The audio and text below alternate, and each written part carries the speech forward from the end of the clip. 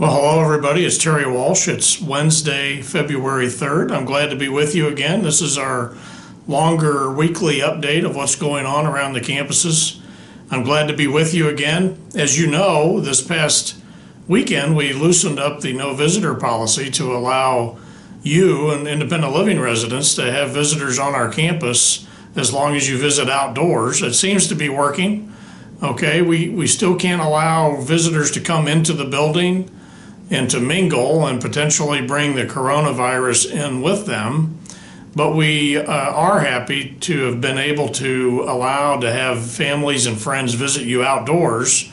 Of course, we always maintain our preventive policies of wearing a mask when you're near other people.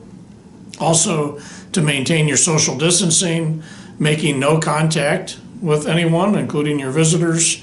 And then, of course, scrubbing in with hand sanitizer when you come back into the buildings. As always, those are not new. And then the other thing we're asking is for you, if you are in and out of the building throughout the day, to have your temperature checked at least once during the day by our door screeners. So we are doing that, but I hope that you're able to enjoy having your family and friends over, even if it's only outdoors at this point. We're not sure yet when we're going to be able to continue to have visitors on the campus inside the buildings. We want to do that. We'd love to be able to do that, but we're still taking precautions because the coronavirus is still prevalent within the community. And we know, though, that it's been decreasing, and that's been decreasing, including us as well. Our care centers, our skilled nursing facilities at both campuses, Chesterfield and Sunset Hills, are doing exceedingly well. Chesterfield has 2 or maybe 3 residents in their care center as of my recording of this message today, and they should be graduating soon. They're both doing well. They're not in the hospital. They're doing their 14-day recovery because they had a positive sign, not because they had symptoms, but perhaps a positive test. And then they'll be able to go back to their normal accommodations in the care center in Chesterfield. And at Sunset Hills, we don't have anybody in the COVID care center right now.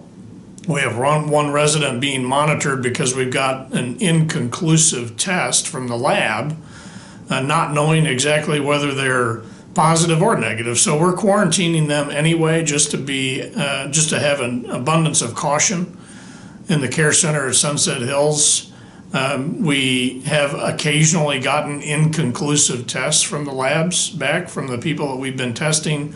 And so when that happens, we continue to take the measures we need to take to protect both them and the staff and everybody else around them from actually contracting the coronavirus or spreading it to others. So we're continuing to do that, and there's been no change. We're still asking our new residents moving into the campus for the first time to do the 14-day self-quarantine in their units. And they're all doing it. They're doing a great job of that. I know it's not what everybody wants to do when you move into a brand new house, is be stuck in there and not be able to go anywhere. But it's out of, again, an abundance of caution for the organization to make sure that we're not importing the coronavirus onto the campus and starting a forest fire with the one match that we don't really intend to start. So we do appreciate everybody's continued cooperation with that.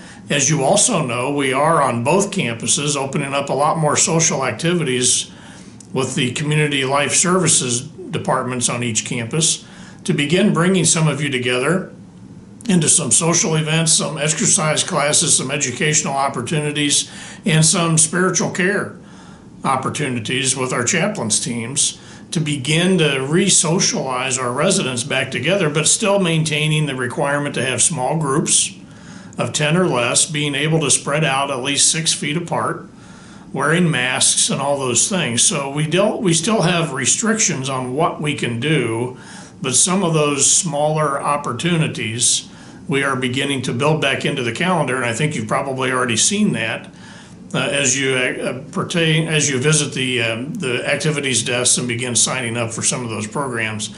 I know our chaplains are very busy in getting you integrated back into our spiritual care programs. I encourage you to do that if that's what you would like to do.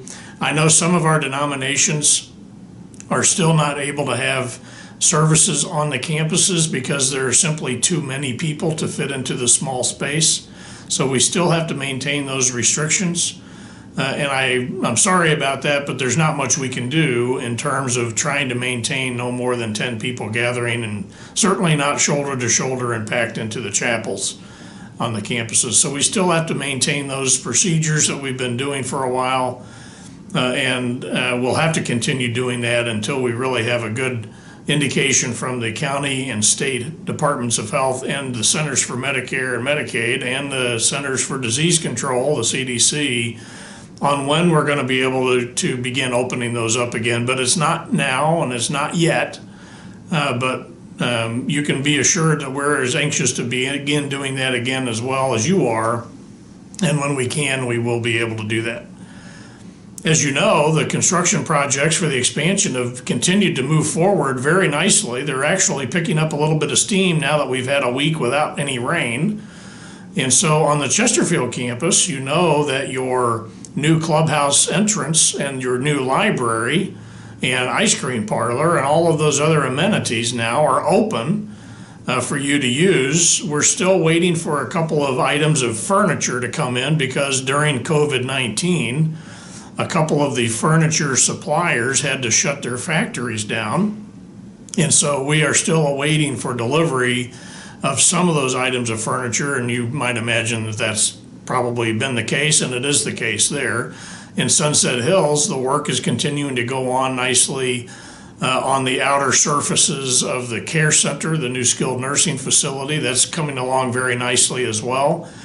But even probably more noticeable is the landscaping is beginning to go in between the new expansion Devonshire building and the Berkshire building, and the large patio area that we'll be using where the water feature is still being constructed there. But sod is going in and plantings are going in, and the entire look and feel of that whole area is vastly improving on a daily basis now. So it's very exciting to watch all of this happen. We've been waiting a long time to do this. I know if you're a brand new resident in one of the expansion buildings, either Devonshire on Sunset Hills or the Rockhurst in Chesterfield, we appreciate your understanding and your tolerance of what we've had to do to keep everybody safe. It keeps you safe as well, and we want to, when we're able to open the floodgates and everybody flow back together, that everybody's going to be able to do so in a safe way. So we're happy to be able to do that. I know that the food is still being delivered door to door. The work done by our food service teams on both campuses continues on. They're doing a great job.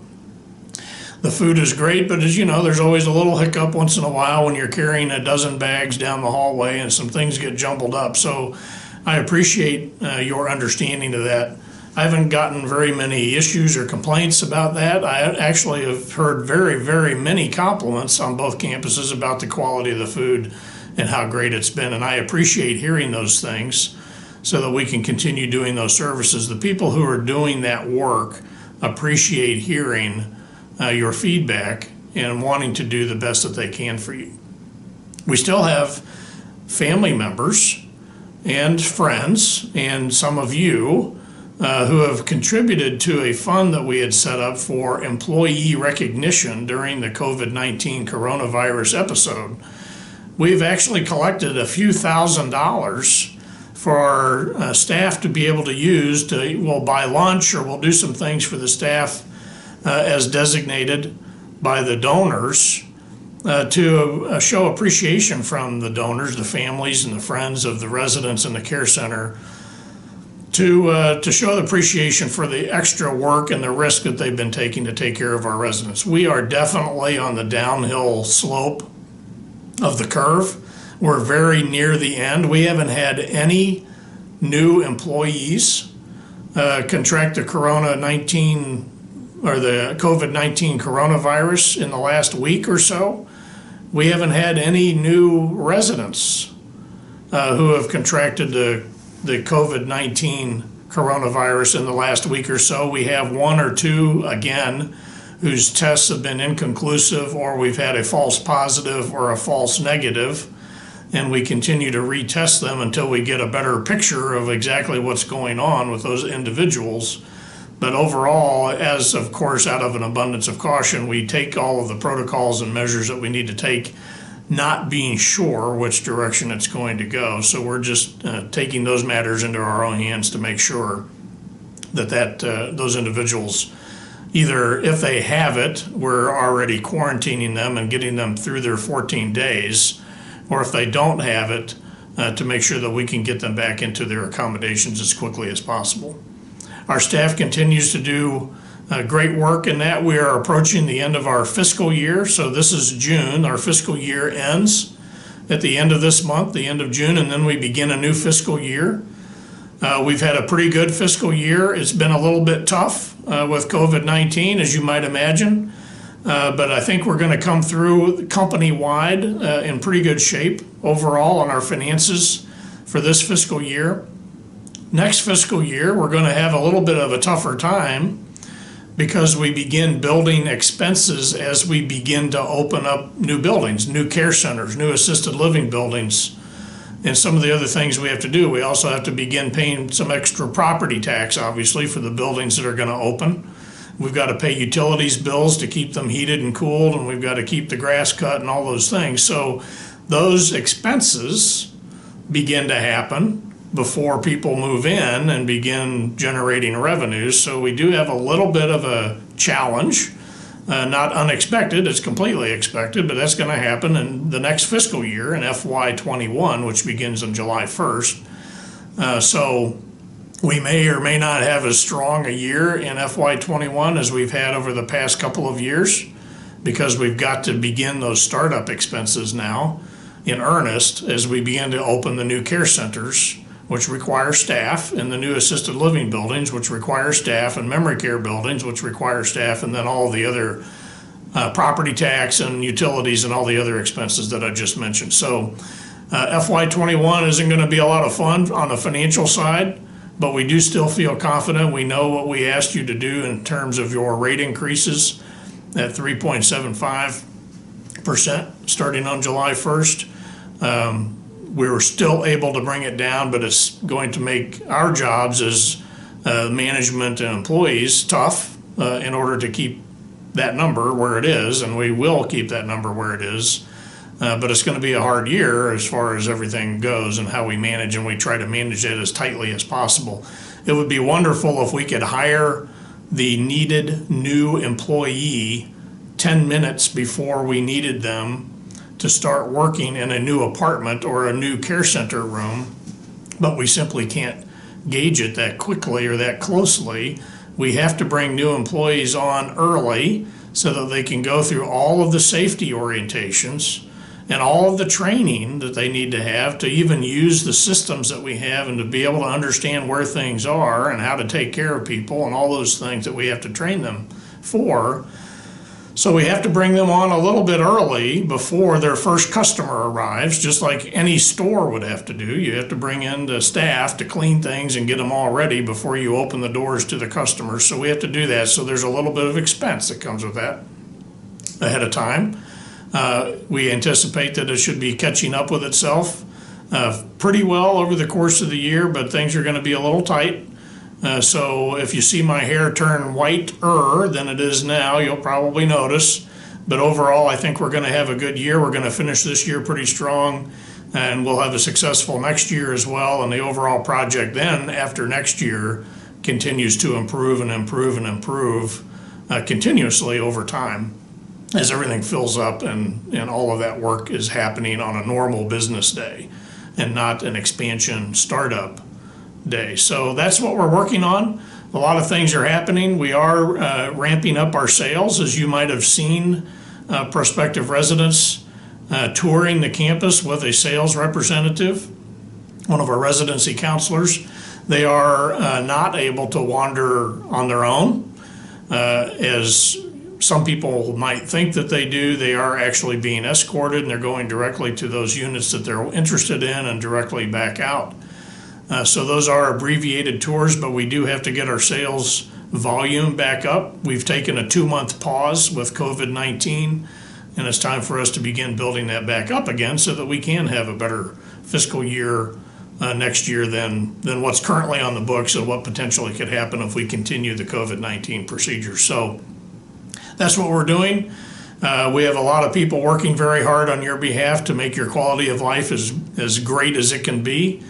And hopefully over the coming weeks, we'll be able to loosen up more and more and more restrictions to make it a little bit more palatable, and to, hopefully have an opportunity for you to bring families and friends into the campus, into the buildings to visit with you. We'll have to really get to a good, comfortable place where we can do that, but we're not there yet. Please bear with us as we work toward that goal, but we are not at that goal yet. But at this point in time, as of this recording, our current policy is in effect, where you can have friends and family visit as long as those visits are all outside and that your friends and family do not come into the buildings. But we're happy that we were able to do that over the past weekend. I know that our care centers are conducting window visits. Family members are able to visit their loved ones in our care centers through the window, and in Fountain View Assisted Living, they're able to visit either through the window or over the balcony railing in the building.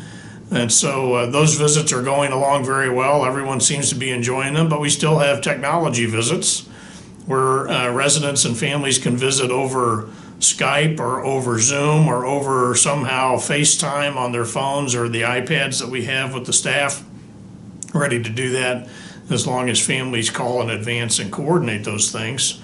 So we have a lot of ways for everyone to connect. We just can't come in contact with everybody or violate the no visitor policy within the buildings, or certainly the no contact policy and the social distancing policies outside the buildings as well. I hope you have a great day. I hope that this has been helpful for you. We'll do this again next week, and I hope you have a wonderful time between now and then. Enjoy the beautiful weather and continue to look out your windows or take a walk around the campus and watch the expansion project continue to flourish and blossom as it begins to really take shape now. And we get down the home stretch on opening up all of our new buildings and turning the campuses into what we have designed for the future for you as we build the future for senior living. It's good to see you. Have a great day. Bye.